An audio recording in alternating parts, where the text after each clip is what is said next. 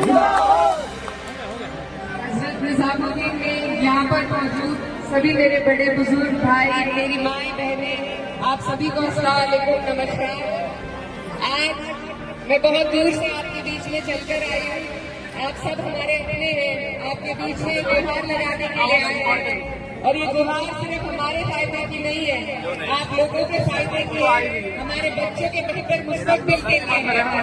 5 तारीख को दिल्ली की जनता सरकार चुनने के लिए वोट करने जा रही है।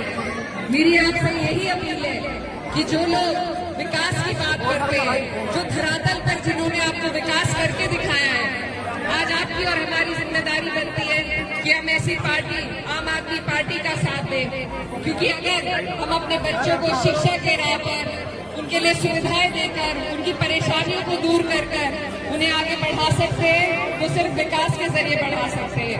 और सिर्फ आम आदमी पार्टी ऐसी है जिसने दिल्ली में पिछले 10 साल में ऐसा विकास करके दिखाया है जो एक एक इंसान तक पहुंचा है, गरीबों की हिमायत की है, उनको सुविधाएं दी है, उनकी परेशानियों को दूर करने का काम किया है। शिक्षा की जो स्थिति यहाँ पर पहले थी, मैं यहीं से पढ़ी हूँ और मैं जानती हूँ, हमारी जब 10वीं की परीक्षा होती थी, हम सरकारी स्कूलों में जाते थे परीक्षा देने के लिए, तब के हालात में और आज अगर आप स्कूलों में जाकर देखेंगे तो जमीन आसमान का फर्क है। जब हम अपने बच्चों को बेहतर शिक्षा दिला सकते हैं, उन्हें बेहतर स्वास्थ्य दिला सकते हैं, उनके लिए बेहतर मुस्तकबिल का रास्ता चुन सकते हैं, तो हमें एकजुट होकर बिना बटे सिर्फ और सिर्फ अपने बच्चों के मुस्तकबिल के बारे में सोचना है, दिल्ली के बेहतराई के बारे में सोचना है, ताकि आपको और किसी चीज में नहीं पड़ना।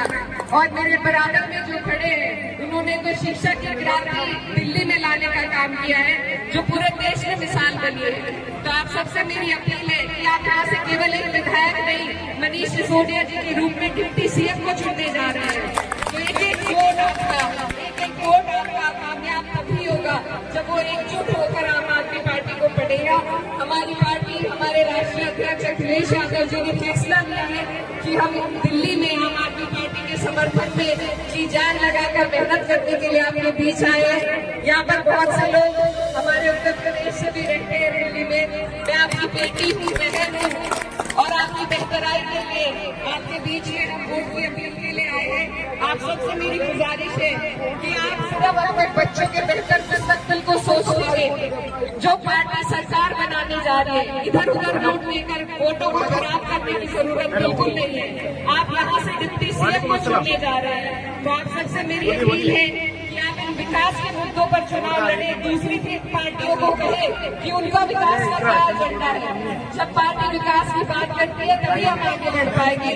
तो आगे वाली 5 तारीख है, आप सब बहुत अच्छे तरीके से समझते हैं कि आपको क्या करना है, सिर्फ झाड़ू को वोट देना है। तो मैं आपसे वादा करने के लिए आई हूँ कि आप देंगे झाड़ू को वोट। आने वाले 5 तारीख है, आप डिप्टी सीएम के लिए मेरे बड़े भाई मनीष सिसोदिया जी को जलपुरा विधानसभा से झाड़ू के निशान के बटन दबाकर बड़ी तादाद में जिताने का काम करें। बहुत बहुत शुक्रिया, धन्यवाद और आप सबसे दुआओं की दरकार।